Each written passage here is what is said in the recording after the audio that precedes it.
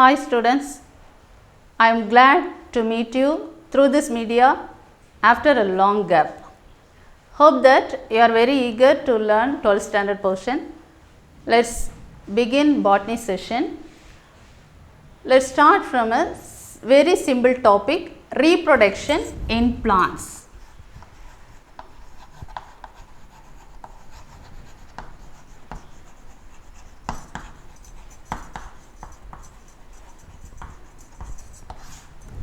Reproduction in plants.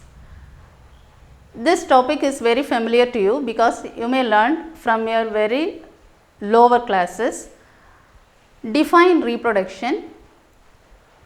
Reproduction is one of the essential process of living organisms on the earth. So, it is one of the vital process by which the organisms are existing on the earth. When it is existing, it shows number of changes through variation. So, this process leads to evolution also. Basically, the process of reproduction is categorized under two main headings. They are asexual reproduction and sexual reproduction.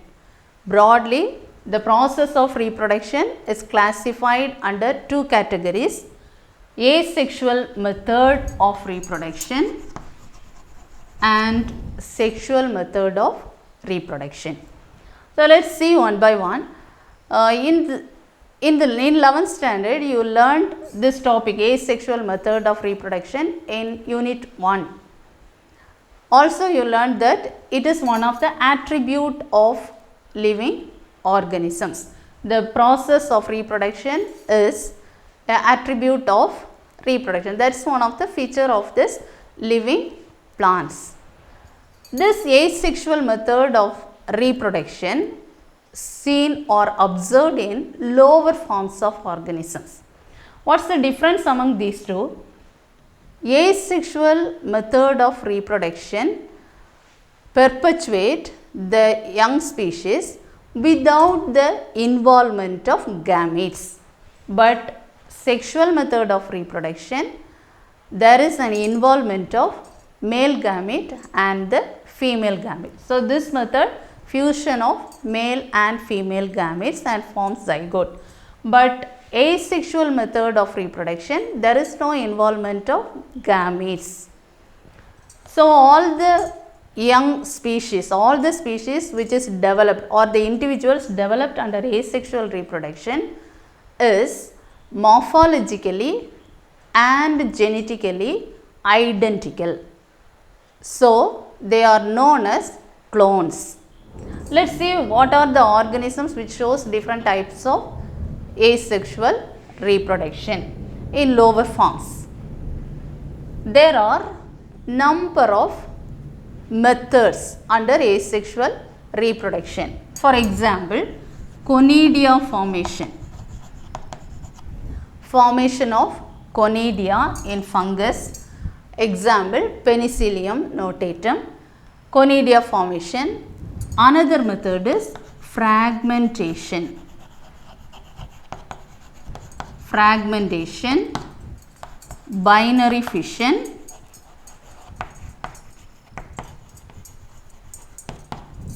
budding, gemma formation. So, these are, and also there is a method regeneration.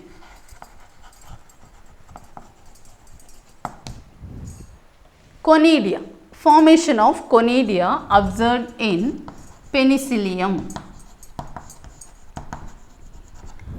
In Penicillium, there is a conidia formation. See here, this is the conidia 4. From here, the conidia is developed. Formation of conidia. So, this conidia From this conidia, the young species is developed. So this is one of the fungal species. This developed conidia.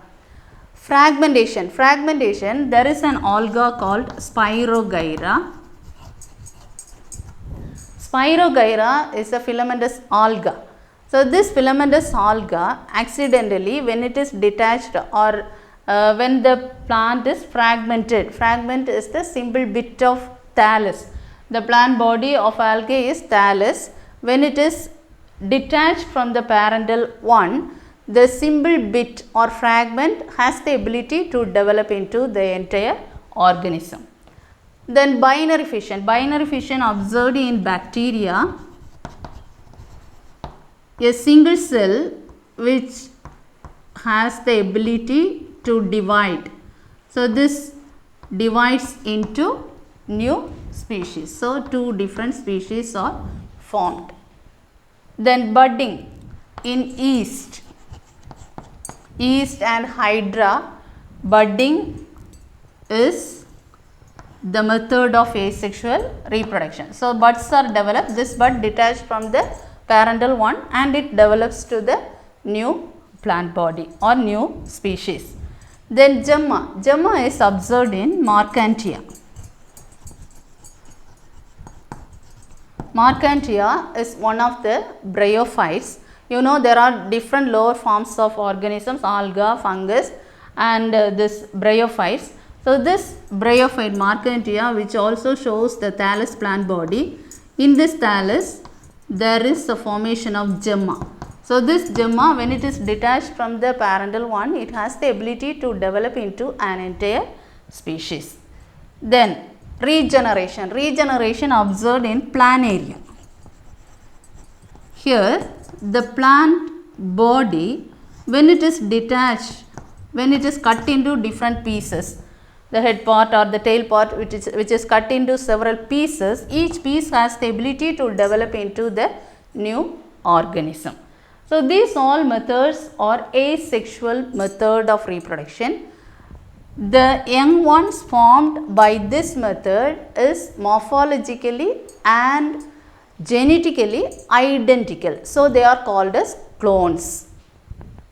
These all methods observed in lower forms of organisms. You know what are lower forms? Fungi, bacteria, this planaria, this bryophytes, these algae or lower forms of organisms.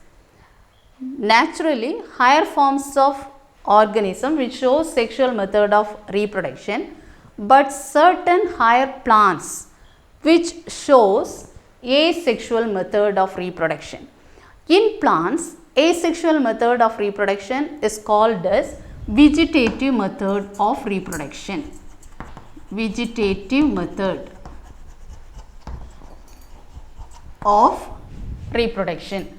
In vegetative method of reproduction, again it is classified into two categories. They are natural method and artificial method. There are different types: natural method of reproduction, artificial method of reproduction. So in this method, vegetative buds are developed. Vegetative buds or adventitious buds are developed naturally or artificial method.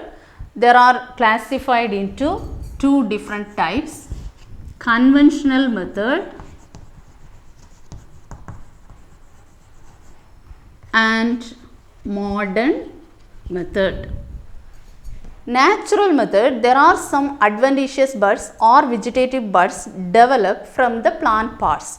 You know, there are several plant parts. They are common plant parts are root, stem and the leaf. There are some buds arises and these buds are developing into a young plant. That is natural method of reproduction. For example, root, Moria. Moria commonly we can say as curry leaf. So in this plant, the root from the root there is a bud develop. So, growing bud. So, this bud develops in the root and this root is able to develop into the new species when it is detached from the parental plant. Likewise, in dahlia, there are adventitious buds are developed in the root. So, these adventitious buds develop into the entire organism. Then stem. From 3rd chapter of 11th class, you learnt there are different morphology of plants. In morphologically, the stem part, there are number of modifications. You learned several modifications: subaerial modification, aerial modification and underground modification. So, this stem part, there are two different types of modification: underground modification and subaerial modification. In underground and subaerial modifications, the stem part, they are perpetuate into propagules.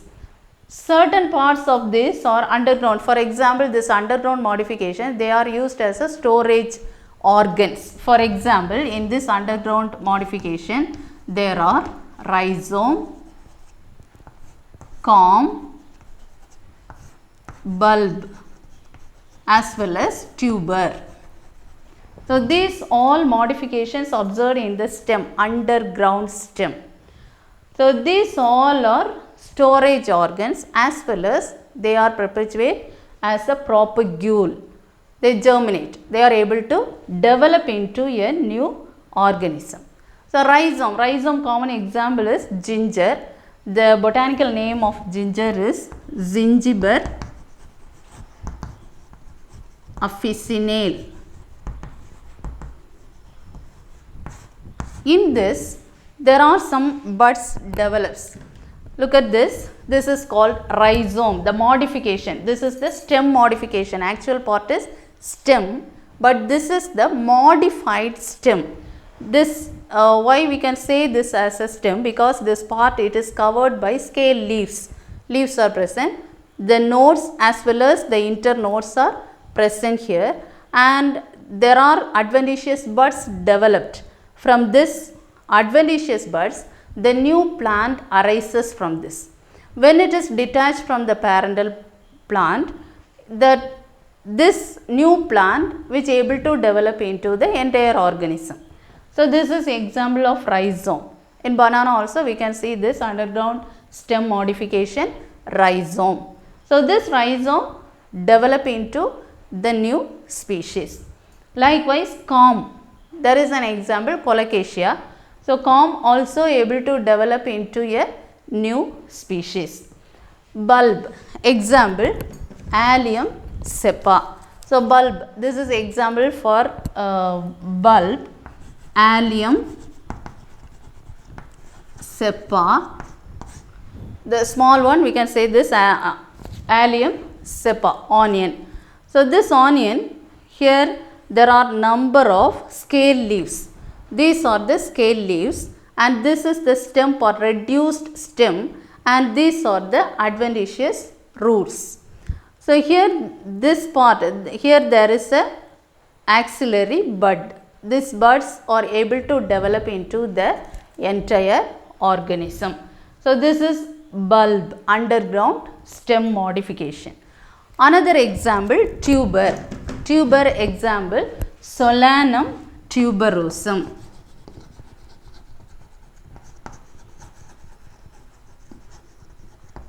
Solanum tuberosum. So, potato, commonly we can say this as potato. Here there are some eye spots are seen. So, this eye spots which is able to develop into the new species. When you allow it to grow from this region, this is the eye spot, the depressions are called as eye spot. From here it able to develop the buds. From here it develops into the new species. When it is detached from the parental one, it develops into the individual species. So, these all examples are underground stem modification. In the same way, there are subaerial modifications. The subaerial stem modification, they are classified into runner, sucker, offset and so on. The runner, if you look at the plant, here there is the root system which is below the soil. So, here is the root system. One of the example of runner is centella. So, this is the normal plant here. There is a slender branch arises from this, and here they are able to develop into the roots. From these roots, there are some new plant develops. So, this is runner. Runner is the slender prostrate branch which creeps on the ground, and when it is creeping the ground, when it is touched to the soil, it develops the root. From the root, the new plant arises. This offset is similar to the runner, but offset is observed in aquatic plants. There is an example of aquatic plant is Pistia. In Pistia, offset is present. Offset is similar to runner. This type of the runner develops this type of offset. In aquatic plants, we can say this as a offset, a branch which develops, and from this branch a new species arises. Then sucker. Sucker example chrysanthemum. In chrysanthemum, there are this same branch is developed. They are called as sucker, but this runner is produced above the soil, but sucker develops below the soil. What's the difference? Here this is the parental plant, here is the root. This branch, long slender branch, develops below the soil and it develops the root, and it is able to grow as a new species when it is detached from the parental one. That is sucker. So, runner, sucker and offset are examples of subaerial modification. These all are able to propagate into a new species. So, these parts are called as propagules, reproductive propagules. They produce the new species. So, root, stem as well as the leaf. Certain plants we may see that the leaf part, one of the example is bryophyllum. In bryophyllum, the leaf produces adventitious buds in its margin. Here the adventitious buds are developed. Now this area is called as notch. That means the edges of this, the margin. From this margin, this adventitious buds are developed in the leaf. These buds are called as epiphyllous bud. Epiphyllous bud. From this epiphyllous bud, the entire plant, when it is detached from the parental one, each one has the ability to grow as the entire species. The new species can develop from this epiphyllous buds. One of the example, bryophyllum. Now, these all methods are natural method of propagation, vegetative propagation. Then artificial method. In artificial method, there are two different types, conventional method and modern method. Conventional method is very common method. We are also following this conventional method of propagation in plants. They are cutting, grafting and layering. Cutting, grafting, layering. So, cutting, the plant parts are cut into pieces. Either the root or stem or leaf is cut into pieces. We are practicing in rose plant. The cut end of the stem. when it is planted in the soil, it can develop into the entire organism, entire species. So, cutting, grafting. There are certain plants are grafted. The grafting, there are two different species are needed. The plant which is attached to the plant part which is attached to the ground is called as stalk. Stalk. And another plant part which is going to graft from here is called as scion. So, in grafting, two different plant species are going to graft, join together and allow it to grow into the same species.